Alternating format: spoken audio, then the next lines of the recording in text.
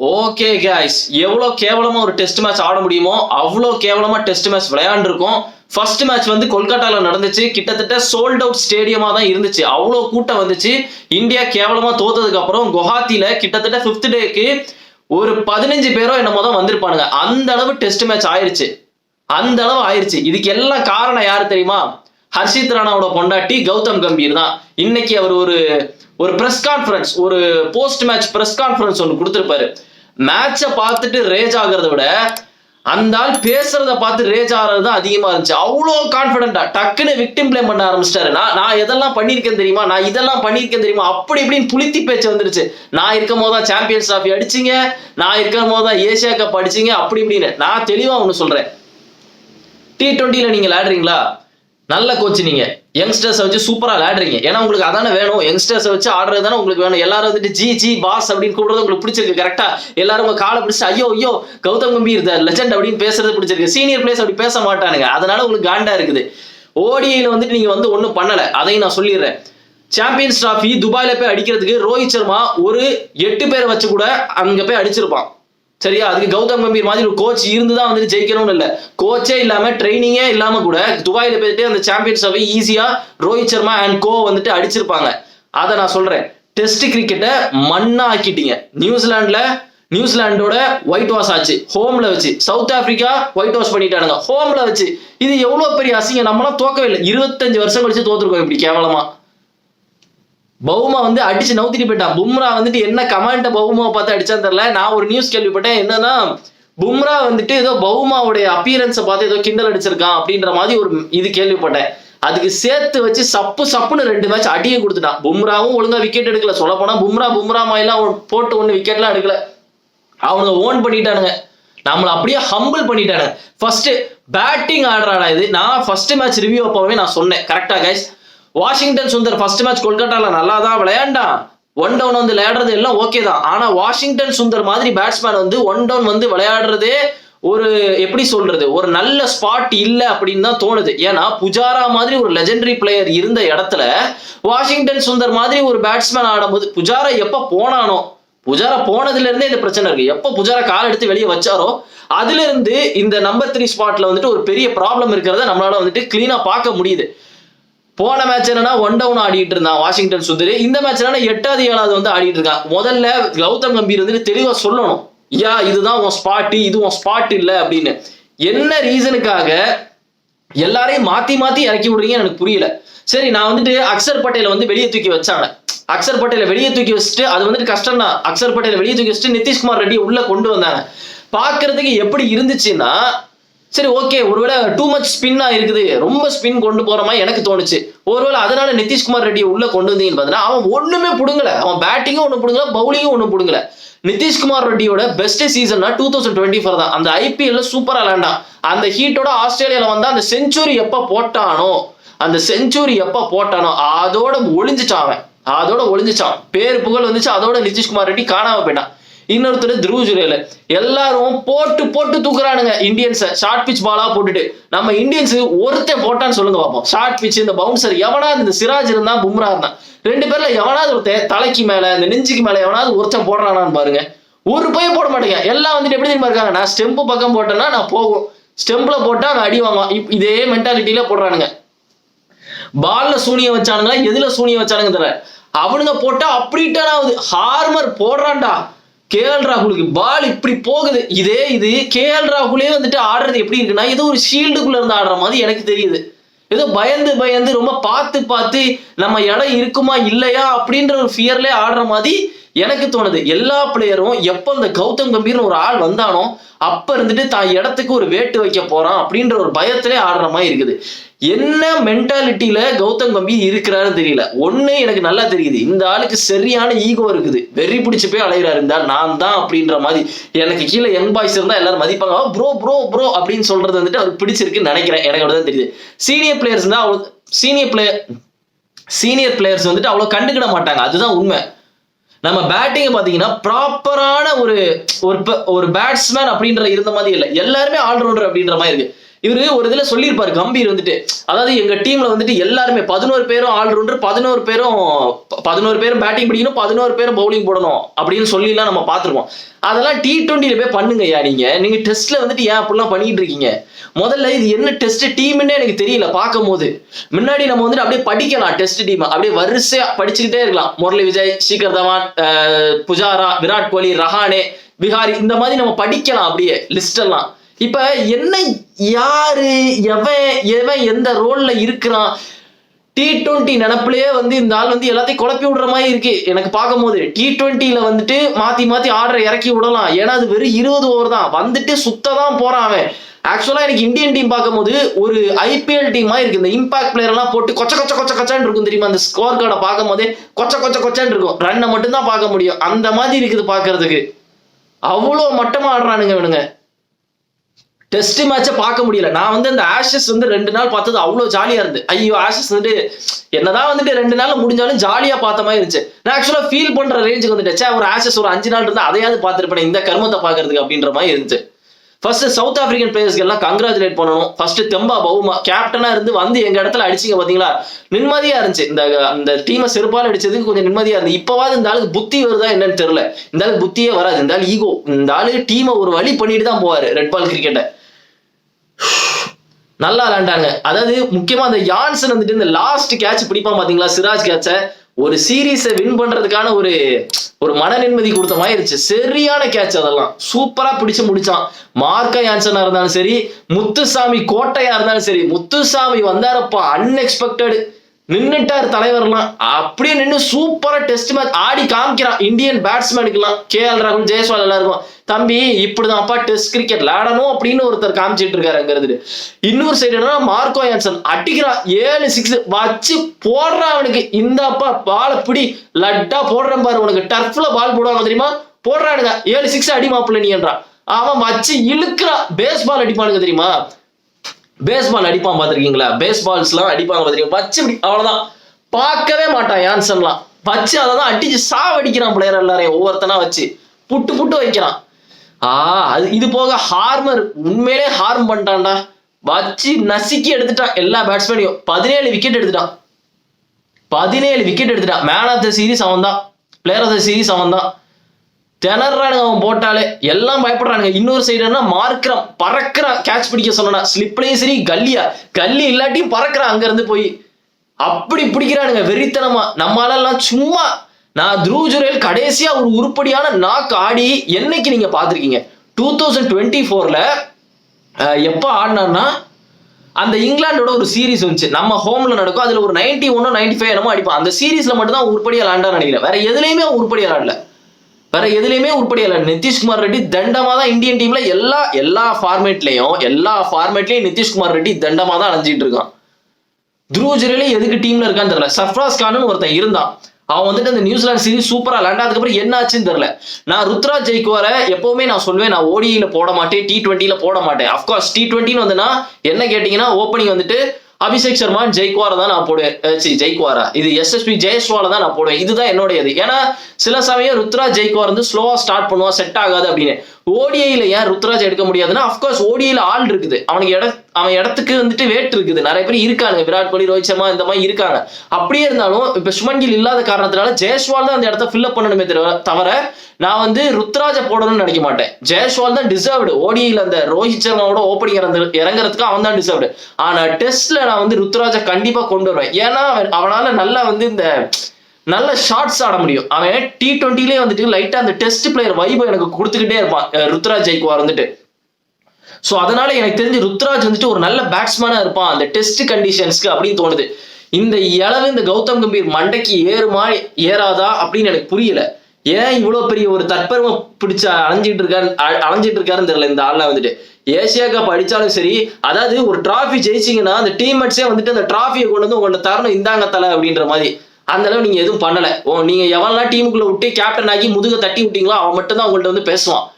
T20 world cup 2024ல கப்பை ஜெயிச்சதுக்கு அப்புறம் ராகுல் டிராவிட்ட போய் அந்த கப்பை கொடுப்பாங்க. அது வந்து அக்கறை.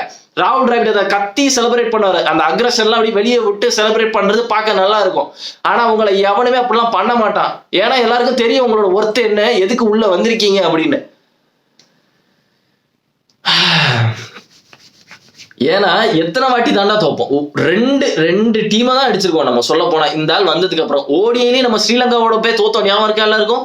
ஸ்ரீலங்காவோட போய் தோத்தோம், தேவையில்லாம ஆர்டரை மாத்தி இறக்கி விட்டு, அக்சர் பட்டேல மேல இறக்கி விட்டு, டூபேவை மேல இறக்கி விட்டு, ஸ்ரேயஸ் ஐயர் கீழே இறக்கி விட்டு தோத்தோம். ஒரு மேட்ச் டிரா, 2 மேட்ச் அவுட்டுன்னு நினைக்கிறேன், தோத்தோம் அசிங்கமா அவங்க இடத்துல போய். நார்மலா ஸ்ரீலங்காவெல்லாம் சூப்பரா ஆடுவோம், அப்படியே விட்டுருந்தா அந்த ஆர்டர் அப்படியே வேர்ல்ட் கப் ஆர்டர்ல அப்படியே விட்டுருந்தா ஜெயிச்சிருப்போம். தோத்தோம், டெஸ்ட் தோத்தோம். பங்களாதேஷ் அடிச்சோம், ஞாபகம் இருக்கா? நம்ம டெஸ்ட்ல பங்களாதேஷ் ஒரு டீமா T20 மேட்ச் ஆடுறோமே ஆடி பங்களாதேஷ் அடிச்சோம். அதுக்கப்புறம் அந்த இத்து போன வெஸ்ட் இண்டீஸ், நான் இப்போ சொல்றேன், இத்து போன வெஸ்ட் இண்டீஸ் டீமோட தான் துருவ் ஜுரேல் வந்துட்டு செஞ்சுரி போட்டான்னு அதுல நான் சொன்னேன். இத்து போன வெஸ்ட் இண்டீஸை போட்டு அடிச்சு பெருமை பீத்திட்டு இருக்கானுங்க இவனுங்க. சும்மா அந்த சின்ன டபுக்கு டீம் எல்லாம் அடிச்சிட்டு இருக்கானுங்க. நடுவுல உருப்படியா ஒரு விஷயம் நடந்தது என்னன்னா, இங்கிலாண்டோட வந்தது. எனக்கு இப்ப கூட ஒரு கொஸ்டின் வந்துகிட்டே இருக்கு, உண்மையிலே நம்ம நல்லா தான் லேண்டமா இல்ல 2 முட்டா டீமையும் சேர்த்து வச்சதுனால நமக்கு அப்படி தெரிஞ்சுச்சா? போய் டெஸ்ட் பாயிண்ட்ஸ் டேபிள பார்த்தனா பாகிஸ்தான் நமக்கு மேல இருக்கானுங்கன்னு நினைக்கிறேன். பாகிஸ்தான் நம்ம மேல இருக்கானுங்க, இங்கிலாண்டும் இந்தியாவும் பக்கத்துல இருக்கானுங்க. எனக்கு வந்து டவுட்டா இருக்கு, உண்மையிலே நம்ம நல்லா லேண்டமா இல்ல நம்ம டீம் கேவலமான டீமு, இங்கிலாண்டும் ஒரு முட்டாத்தனமான டீமு, 2 முட்டாத்தனமான டீமும் விளையாண்டதுனால நமக்கு கிரிக்கெட் பார்க்க அப்படி இருந்துச்சா? இந்த சுமன் கில்லாம் அசால்ட்டா 200 ரன் அடிச்சானே, ஒருவேளை அதனாலதான் நமக்கு அப்படி தெரிஞ்சுச்சா என்னன்னு தெரியல. பட் அந்த டெஸ்ட் கிரிக்கெட் அந்த ஒரு விஷயம்தான் மனசுக்கு கொஞ்சம் நிம்மதியா இருந்துச்சு, கொஞ்சம் டிராவ் ஆகி. மற்றபடி ஆஸ்திரேலியால போய் தர்ம அடி வாங்கணும், ஃபர்ஸ்ட் மேட்சை தவிர மற்ற எல்லா மேட்சும் தர்ம அடி. நியூசிலாண்டோட தோத்ததான் எனக்கு இன்னும் தாங்க முடியலப்பா. வந்து என்ன அடி அடிச்சானுங்க நம்மளை போட்டு சொத்தி எடுத்துட்டானுங்க நம்மளெல்லாம் போட்டு. இப்ப வந்து பவுமா அடிச்சுட்டு போயாச்சு. பவுமா வரும்போதே ஒரு டவுட்டா இருந்து. ஆனா சுமன் கில்ன்ற பாருங்க, ரிஷப் பண்டோடைய கேப்டன்சி எடுத்துக்கிட்டான்னா அவனும் வந்துட்டு எப்படி ஆடுறான்னா ஒரு மாதிரி டிஃபென்சிவ் மோட்லயே போற மாதிரி எனக்கு தோணுது. ரிஷப் பண்டோடைய மைண்ட் செட் எப்படி இருந்துச்சு இந்த டெஸ்ட்ல வந்து கேப்டன் இருந்துன்னா, வின் பண்றதுக்கு லேண்ட மாதிரி தெரியல, டிரா ஆகிறதுக்கு தான் ஃபர்ஸ்ட் இருந்தே லேடுற மாதிரி இருந்துச்சு. டிரா ஆகிறதுக்கு தான் நாங்க லேடுறோம் அப்படின்ற மாதிரியே லேண்டா. Shubman Gill great escape. நிறைய பேர் சுமன் கில் இல்லாதது ஒரு பெரிய ஒரு இது அப்படின்றதான் யோசிச்சுட்டு இருந்தீங்க. கண்டிப்பா சுமன் கில் இல்லாதது ஒரு பெரிய இதுதான். சுமன் கில் தப்பிச்சிட்டான் அப்படின்னு தான் நான் சொல்லுவேன். சுமன் கில் இருந்திருந்தா மாட்டியிருப்பான், அவனை வச்சு நச்சு எடுத்திருப்பானுங்க. சுமன் கில் எல்லாம் டஃப்பான விக்கெட்ல ஆட தெரியலையா, ஸ்பின் ஆட தெரியலையா அப்படின்னு கொஸ்டின் எழுப்பி இருப்பானுங்க. ஸோ நம்மளுடைய டெஸ்டோட நிலைமை வந்து ரொம்ப மோசமா இருக்குது. இப்ப எல்லாரும் மறந்துடுவாங்க, நீங்க வேணா பாருங்களேன், இப்ப எல்லாம் மறந்துடுவாங்க. இதுக்கப்புறம் வந்துட்டு T20 வேர்ல்ட் கப் வருது, அதுக்குள்ள இதெல்லாம் விட்டுட்டாங்க, பார்த்திருப்பீங்க. குரூப் A குரூப் B எல்லாம் விட்டுட்டாங்க, பார்த்திருப்பீங்க. ஷெட்யூல்லாம் விட்டுட்டாங்க. அதுக்கப்புறம் வந்துட்டு ஃபுல்லா ஒயிட் பால் தான். இனிமேல் கொஞ்ச நாளைக்கு ஃபுல்லா ஒயிட் பால் தான். அதுக்கப்புறம் ஒரு 6 மாசம் கழிச்சு தான் திருப்பி டெஸ்ட் வரும். அதுக்கப்புறம் எல்லாருமே இதை மறந்துடுவாங்க. திருப்பி கௌதம் கம்பீர் வந்து அப்படியே சைலண்டா அப்படியே நசுக்கி ஏமாத்திடுவாரு. இந்த ODI வருதுல, இந்த ODIலே எல்லாரும் மறந்துடுவாங்க. அதுக்கப்புறம் இந்த IPL ரிட்டன்ஷன், இந்த மினி ஆக்ஷன்லாம் வருமா, அதை பத்தி பேச ஆரம்பிச்சிருவாங்க. ரசில் வந்துட்டு சென்னை CSK வந்துட்டு ரசில வாங்கினாங்க, லியம் லிவிங்ஸ்டன் வாங்கினாங்க, மேக்ஸ்வெல் வாங்கினாங்கன்னு அங்க போயிடுவாங்க. இதை மறந்துடுவாங்க, டெஸ்ட்டை மறந்துடுவாங்க. அதுக்கப்புறம் திருப்பி தோக்கும் போது திருப்பி அழுவானுங்க. இதுதான் நடந்துட்டு இருக்கு டெஸ்ட்ல. ஒரே வழி, ஒண்ணு இந்த டெஸ்ட்டுக்கு தனி கோச் அந்த மாதிரிலாம் போடலாம், பட் அது ரொம்ப கஷ்டம், அப்படிலாம் போட மாட்டாங்கன்னு நினைக்கிறேன். அது வந்து பெரும் வேலை, எல்லாத்துக்கும் மாறி மாறி ஒரு கோச்சை வச்சோன்னா பெரும் தலைவலி. எனக்கு பார்க்கும்போது உண்மையிலே நம்ம கம்பீரோடைய ஒரு ஃபேஸ் கட்டை வச்சுதான் நம்ம ஒரு கோச்சை எடுத்திருக்கோமோ அப்படிலாம் எனக்கு தோண ஆரம்பிக்குது. எனக்கு அவர் உள்ள அந்த கொல்கட்டால வந்துட்டு அப்படி உட்கார்ந்துருப்பாரு தெரியுமா, ஒரு மென்டரா. அவருடைய லுக்ஸ் எல்லாம் பார்த்துட்டு ஐயோ கௌதம் கம்பீர் தான் எல்லாமே பண்றாரு அப்படிலாம் நம்மளை ஏமாத்திக்கிட்டு முட்டு கொடுத்துட்டு இப்ப கோச் ஆக்கி வருத்தப்படுறோமோ அப்படின்னு எனக்கு தோணுது. ஏன்னா எல்லாமே சடனா நடந்துச்சு அந்த ஆள் வந்ததுக்கு அப்புறம். சீனியர் பிளேயர் எல்லாம் வெளியே போனானுங்க. ஜடேஜா இப்ப வந்துட்டு உள்ள விடுறானுங்க ODIல நைஸா. KL ராகுல் கேப்டனா போடுறானுங்க. நல்ல வேலை ODIல வந்துட்டு ODI பார்த்திருப்பீங்க, KL ராகுல கேப்டனா போட்டிருக்காங்க சுமன் கில் இல்லாத காரணத்தினால. ரோஹித் சர்மா மட்டும் கேப்டனா போட்டிருந்தாங்க, நான் சத்தியமா காண்டா இருப்பேன். நல்ல வேலை ரோஹித் சர்மா போடல. மானம் தாண்டா முக்கியம், ரோசம் முக்கியம். நீ தானே சும்மா இருந்த ரோஹித் சர்மா, நீங்க தானடா புடுங்க, நீங்க போதும் கேப்டன்சி பார்த்ததுன்னு சாவுங்க. பார்க்க மாட்டான். கழுத்து உடஞ்சு போச்சு அவங்க கேப்டனுக்கு, குண்டி வழியா சுமன் கில்லுக்கு, ஸ்ரேயஸ் ஐயருக்கு இன்ஜூரியா. இப்ப என்ன பண்ண போறீங்க சொல்லுங்கடா பாப்போம். கேப்டனும் போயாச்சு, வைஸ் கேப்டனும் போயாச்சு. பிரஷர் பாத்தியா, சூனியம் வச்சல ரோஹித் சர்மாக்கு, நீ சூனியம் வச்சல கேப்டன்சி தூக்கணும்னு. கேப்டனும் போயாச்சு, வைஸ் கேப்டனும் போயாச்சு. இனி என்னடா பண்ண போறீங்க பாப்போம். அங்க விராட் கோலி ரோஹித் சர்மா மட்டும் ரிட்டையர் ஆயிட்டா ODI அப்படியே மண்ணுல புதஞ்சிரும். அதுக்கப்புறம் நீ 50 ஓவர்ல நீ யங்ஸ்டர் வச்சு கிழிக்க முடியாது. ரோஹித் சர்மா விராட் கோலி மாதிரி ஒரு எக்ஸ்பீரியன்ஸ் எல்லாம் ஆள் இருந்தா மட்டும்தான் முடியும். சும்மா ஸ்வாக் காமிக்கிறது, கம்ப்ளைண்ட் பண்றது, நாங்க வந்துட்டு இப்படி இருந்தா இப்படி பண்ணிருப்போம், நாங்க அந்த மேட்ச்ல அப்படி பண்ணிருப்போம், இப்படி இருந்தா நாங்க இப்படி பண்ணிருப்போம், இதெல்லாம் வேலைக்கே ஆகாது. நீ தப்பிச்சிட்டு இருக்கிறதே விராட் கோலி ரோஹித் சர்மாவால தான். அதனாலதான் ஃபேன்ஸும் வராங்க, அதை ஏத்துக்கங்க ஃபர்ஸ்ட் மண்டேல. ஓகே, அதை விடுங்க. நான் இந்த இதை பத்தி பேச விரும்பல. இதுக்கு மேல இந்த டெஸ்ட் கிரிக்கெட்டை பத்தி பேசினா வெடிச்சிருவேன்னு நினைக்கிறேன். வேர்த்து தள்ளிட்டு ஏற்கனவே எனக்கு ஃபீவர் அடிக்குது. ஓடிஐ ஸ்குவாட் எல்லாம் பார்த்துருப்பீங்க. திலக் வர்மா, ருத்ராஜ் எல்லாம் வந்திருக்காங்க. கேஎல் ராகுல கேப்டன் கொடுத்தது டீசென்டான மூவ் தான். அசால்ட்டா பண்ணுவேன் எனக்கு தெரிஞ்சு. கேஎல் ராகுல்னா ஓரளவு எக்ஸ்பீரியன்ஸ் இருக்கு. கேஎல் ராகுல் நல்ல கேப்டன்லாம் சொல்ல மாட்டேன், பட் இந்த சீரீஸ் ஜெயிக்கிற அளவுக்கு ஒரு டீசென்டான கேப்டன் தான். ரோஹித் சர்மா நல்ல வேலை வாங்கல, திருப்பி கொடுக்கறது வந்துட்டு நல்லதும் கிடையாது. அது வந்துட்டு அதோட கேவலமானது எதுவுமே கிடையாது. துரத்தி அடிச்சுட்டு நீயே வந்துட்டு இந்தாங்கப்பா பிடிங்கன்னா அவன் பிடிக்க மாட்டான். நல்ல வேலை வாங்கல அவன். யாரு வந்துட்டு இந்த சஞ்சு சாம்சன் அந்த ஸ்ரேயஸ் ஐயர் இடத்த யாரு பிடிக்க போறாங்க அப்படின்னு தான் ஒரு கேள்வியா இருக்கு. எனக்கு தெரிஞ்சு திலக் வர்மாட்ட தான் கொடுப்பாங்கன்னு நினைக்கிறேன். திலக் வர்மாவா தான் இருக்கும். I think they will go for Tilak Varma. அப்படியா இருக்கும், இல்லாட்டா சஞ்சுவா இருக்கும். ருத்ராஜ் கொடுக்கறது ரொம்ப கஷ்டம். ஓப்பனிங் வந்துட்டு கன்ஃபார்ம் எனக்கு தெரிஞ்சுட்டு ஜெயஸ்வால் இருக்கணும். SSV ஜெயஸ்வால் தான் ரோஹித் சர்மாவுடைய ஓப்பனிங் வரணும், வேற யாரும் வரக்கூடாது. கௌதம் கம்பீர் வெறி பிடிச்சவன். அவன் சுமன் கில்லோடய அலைய வேண்டியவன். பாப்போம் என்ன நடக்குது அப்படின்னு. அது மட்டும் இல்ல, T20 வேர்ல்ட் கப் ஸ்குவாட் கொடுத்துருப்பாங்க. இந்தியாவுடைய இது பார்த்திருப்பீங்க, குரூப்பா பார்த்திருக்கீங்க. 4 வார்ம் அப் மேட்ச் கைஸ் இந்தியாவுக்கு. பாகிஸ்தான், நமீபியா, USA, வேற நெதர்லாண்ட்ஸ் 4 வார்ம் அப் மேட்ச் வச்சிருக்காங்க. இந்தியாவுக்கு வந்துட்டு நாக் அவுட் மேட்ச்க்கு போறதுக்கு முன்னாடி சப்பையா வந்துட்டு சுலபமா ஜெயிச்சுட்டு போற மாதிரி வார்ம் அப் மேட்சஸ் வச்சிருக்காங்க. 4 இது இருக்கிறதுலே ஃபேக்கஸ்ட் ரைவல்ரி பாகிஸ்தான் ஒரு இதுல வச்சிருவானுங்க. இப்படி பேருக்கு சும்மா அந்த ரைவல்ரின்னு சொல்லிட்டு இந்தியாவுக்கு ஒரு ஈஸி வின்னை தான் வாங்கி தரானுங்க. சொல்ல போனா BCCI வந்துட்டு எப்படியும் இந்தியா அடிச்சிருவாங்க பாகிஸ்தானை. அப்படி ஒரு ரைவல்ரின்னு சொன்னா எல்லாரும் பார்ப்பாங்க. அப்படி பார்த்துட்டு ஐயோ பயங்கரமா இருக்கு அப்படிலாம் சொல்றாங்க. இந்த ஏசியா கப்லேயே அவனோட வெண்டவாளம் எல்லாம் தெரிஞ்சு போச்சு. தர்மாட்டி 3 மேட்ச் செருப்பால அடி வாங்கிட்டு போனானுங்க பாகிஸ்தானு. இப்போ வந்துட்டு திருப்பி T20ல அடி வாங்க போறானுங்களா.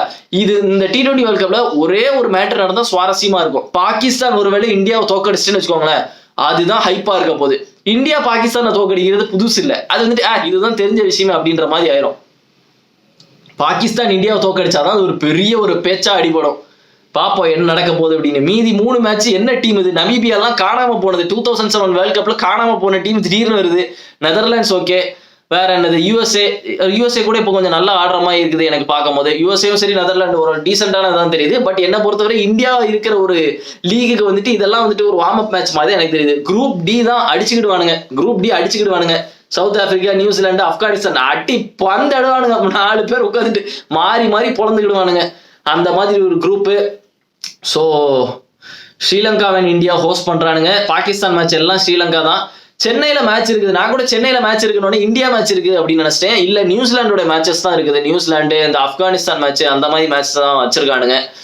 ஸோ பாப்போம் போக முடியுமான்னு பாப்போம். நான் மேக்ஸிமம் போக மாட்டேன். வேற ஃபாரின் கண்ட்ரிஸ் ஏதாவது லேண்ட் ஆங்கன்னா இந்தியன் மேட்சா இருந்தா கண்டிப்பா போயிருவேன். ஏன்னா 2023 வேர்ல்ட் கப் போயிருக்கேன். ஆஸ்திரேலியா வர்சஸ் இந்தியா சென்னையில நடந்துச்சு, அப்ப போனேன். வேற England versus India T20 match நடந்துச்சு இந்த வருஷம். திலக் வர்மா கூட அடிப்பான் அந்த மேட்ச், சூப்பரா ஆடுவான். அந்த மேட்ச் போனேன். IPL போனேன். பஞ்சாப் வர்சஸ் CSK போனேன். ஸ்ரேயஸ் ஐயர் வச்சு செய்வான். சஹல் ஹேட்ரிக் எடுப்பான். சூப்பர் மேட்ச் அது. ஆனா ஸோ நிறைய போயிருக்கேன். பார்ப்போம் இந்த வாட்டி என்ன நடக்குது. T20 வேர்ல்ட் கப்ல என்ன பண்ண போறாரு கம்பீர் அப்படின்னு பார்ப்போம். நீங்க என்ன கைஸ் நினைக்கிறீங்க கம்பீருடைய கோச்சிங் சிஸ்டம் பத்தி? உண்மையிலே இருந்தாலும் நல்லா கோச்சா, இல்ல வந்துட்டு இந்திய கிரிக்கெட் பிளேயரே வந்துட்டு அவங்களே வந்து லேண்டுக்கிறானுங்களா, என்ன பண்ணலாம் அப்படின்ற ஒரு சொல்யூஷனை கமெண்ட் செக்ஷன்ல நீங்க போடுங்க. யாரு வந்துட்டு ஸ்ரேயஸ் ஐயருக்கு பதிலா நம்பர் 4ல வந்துட்டு பெர்ஃபெக்டா இருப்பாங்க? ஸ்ரேயஸ் ஐயருடைய பிளேஸ் தான் எனக்கு வந்துட்டு தெரியணும். ஏன்னா எனக்கு ஓப்பனிங் வந்து நான் முடிவு பண்ணிட்டேன் ஜெயஸ்வால் தான். அதுல எந்த டவுட்டும் கிடையாது. அவன் அடிச்சாலும் அடிக்காட்டியும் ஜெயஸ்வால் தான். நம்பர் 4ல அந்த விராட் கோலி அடுத்து 2 டவுன்ல வந்துட்டு யாரு போட்டா கரெக்டா இருக்கும்? திலக் வர்மாவா, ருத்ராஜா, சஞ்சு சாம்சனா, இந்த 3ல யாரு வந்துட்டு ஸ்ரேயஸ் ஐயருக்கு பதிலா அந்த இடத்துல வந்தனா நல்லா இருக்கும் நீங்க நம்புறீங்க அப்படின்றத கமெண்ட்ல போடுங்க. மற்றபடி எனக்கு தெரிஞ்ச T20 வேர்ல்ட் கப் ஸ்குவாடில் இந்த ஷெட்யூல்ஸ் எல்லாம் பார்க்கும்போது நல்லா தான் இருக்கு. அடுத்த மாசம் ஃபுல்லாவே ஒயிட் பால் தான் கைஸ். இது முடியுமா? டக்குன்னு IPL வரும், டப்புன்னு அப்படியே போக போகுது. இதுதான் நடக்க போகுது கிரிக்கெட்ல. கொஞ்சம் நல்ல இந்த IPL டாபிக் பத்தி பேசுவோம். இந்த மினி ஆக்ஷன் நடக்குமா, இதுல இந்த டாபிக் பத்தி பேசணும்னு இதெல்லாம் மறந்துடுவானுங்க. இந்த டெஸ்ட் மேட்ச் சீன்ஸ் எல்லாம் அப்படின்னே இல்ல. இந்த ODI இருக்குல்ல, ODIல விராட் கோலி, ரோஹித் சர்மா வந்தாலே உலகத்தையே மறந்துடுவோம். அதுதான் ஒரு நேச்சரே. விராட் கோலி, ரோஹித் சர்மா வந்தனா நம்ம டெஸ்ட் மேட்ச் தோக்கிறத பத்தி எல்லாம் கவலையே பட மாட்டோம். விராட் கோலி ஒரு 4 கவர் டிரைவ் ஆடினானா, ரோஹித் சர்மா ஒரு 4 புல் ஷாட் அடிச்சானா, அவ்வளவுதான். எல்லாரும் வந்துட்டு இந்த டெஸ்ட் மேட்சே மறந்துடுவானுங்க நடந்தது. அதுக்கப்புறம் அந்த 5 T20 வரும். அதுல நம்ம எப்படியும் அசால்ட்டா ஜெயிச்சிருவோம்னு நினைக்கிறேன். எனக்கு தெரிஞ்ச T20 நம்ம வந்துட்டு பீக் ஃபார்ம்ல இருக்கும். நம்ம இவ்வளவு பீக் ஃபார்ம்ல இருந்துட்டு போய் T20 வேர்ல்ட் கப் தோத்தாதான் தெரிய போகுது. ஜோக்கே பெரிய ஜோக்கா இருக்க போகுது அப்படின்னு. இந்தியாவை வச்சு அசிங்கமா தோக்க போறோமா அப்படின்னு. மற்றபடி இன்னொரு சைடு பாகிஸ்தான் வந்து கொஞ்சம் லேண்டுட்டு தான் இருக்கானுங்க. ட்ரை சீரீஸ்னா நல்லா ஃபார்ம் ஆயிட்டு இருக்கானுங்க. பாப்பா அவனுங்க எப்படி வர போறானுங்க, நம்ம ஃபேஸ் பண்ண போறானுங்க. அதுக்காண்டியே நான் வந்து பாகிஸ்தான் மேட்ச் எல்லாம் பார்த்துட்டு இருக்கேன். எல்லாம் எப்படி விளையாடுறானுங்க அப்படின்னு. ஆக்சுவலா ஓரளவு டீசெண்டா போயிட்டு இருக்கானுங்க. பாப்போம் guys என்ன நடக்குது. ஸோ நீங்க மறக்காம வீடியோக்கு லைக் போடுங்க, சேனல் சப்ஸ்கிரைப் பண்ணுங்க, and see another video and remember it always be on top. Cheers.